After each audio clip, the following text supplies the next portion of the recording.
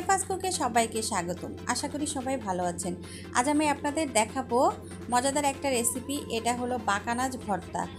চলুন আমি দেখিয়ে দেই এই বাকানাজ আমি কিভাবে ভর্তা করেছি।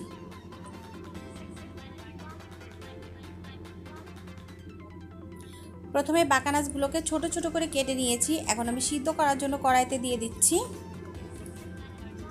আর এখানে একটু বেশি পরিমাণে পানি দিয়ে দিব সিদ্ধ করার জন্য। তো আজ প্রথমেই বলে নিই, যারা আমার চ্যানেলে নতুন, যারা এখনও আমার চ্যানেলটি সাবস্ক্রাইব করেননি, প্লিজ সাবস্ক্রাইব করবেন আর পাশে থাকা বেলটিতে প্রেস করে দেবেন। এতে করে যখনই আমি কোনো ভিডিও আপলোড দিব সঙ্গে সঙ্গে পৌঁছে যাবে আপনার কাছে, আর সবার আগে আপনি দেখে নিতে পারবেন। তো আমি একটু বেশি পরিমাণে পানি দিয়ে দিচ্ছি সিদ্ধ করার জন্য। এখনও কিন্তু আমি চুলাটা জ্বালাইনি। আরও কিছুটা পানি দিয়ে দিলাম। দেওয়ার পরে এখন আমি চুলাটা জ্বালিয়ে এটাকে ঢেকে সিদ্ধ করে নিব। সিদ্ধ করা হয়ে গিয়েছে, আমি ফিরে আসলাম, দেখিয়ে দিচ্ছি কতটা সিদ্ধ হয়েছে। দেখুন অনেক সিদ্ধ, মানে পুরোপুরি সিদ্ধ হয়ে গিয়েছে। এখন আমি চালনিতে ঢেলে রেখে দিচ্ছি। আর আমি আর একটা ফ্রাই প্যান বসিয়ে দিয়েছি চুলায়। তার ভিতর দিয়ে দিলাম কিছুটা সরিষার তেল।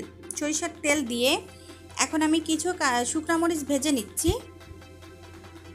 তো মরিচটা ভাজা হয়ে গিয়েছে। এরপর আমি দিয়ে দিলাম রসুন আর দিয়ে দিচ্ছি কিছু পেঁয়াজ। এগুলোকেও আমি একটু ভেজে নিব, মানে একটু ঝলসিয়ে নিব আর কি।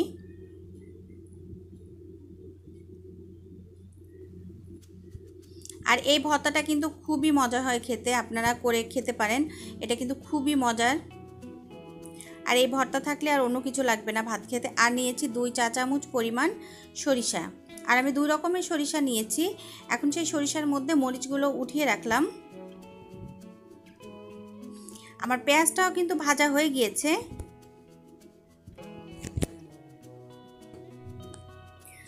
তো এখন আমি পেঁয়াজগুলোকে উঠিয়ে নিব, ভাজা হয়ে গিয়েছে।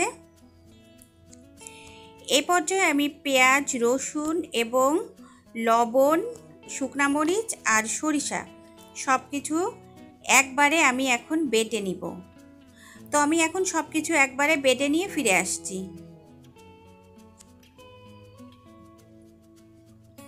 আমার কিন্তু বাটা হয়ে গিয়েছে। এখন আমি ফিরে আসলাম, এই যে আমি বাটিতে রেখেছি। আর এখন আমি সেই বাকানাজগুলো নিয়ে নিচ্ছি, বাকানাজ বা ওল যে যেটাই বলুন না কেন। এখন আমি নিয়ে নিলাম। এখন এর মধ্যে দিয়ে দিচ্ছি লবণ।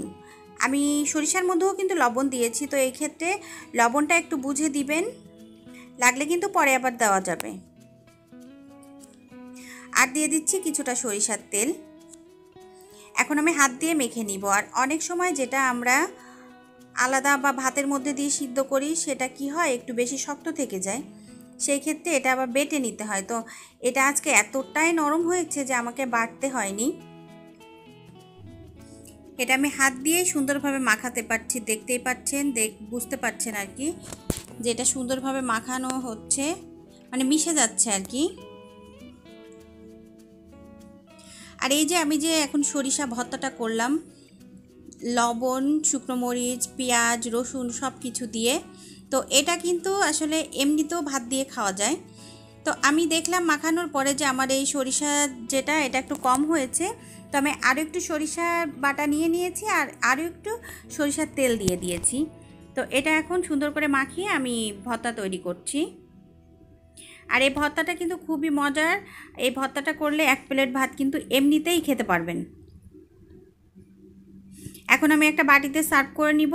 তো এতক্ষণ যারা আমার সাথে ছিলেন সবাইকে অসংখ্য অসংখ্য ধন্যবাদ।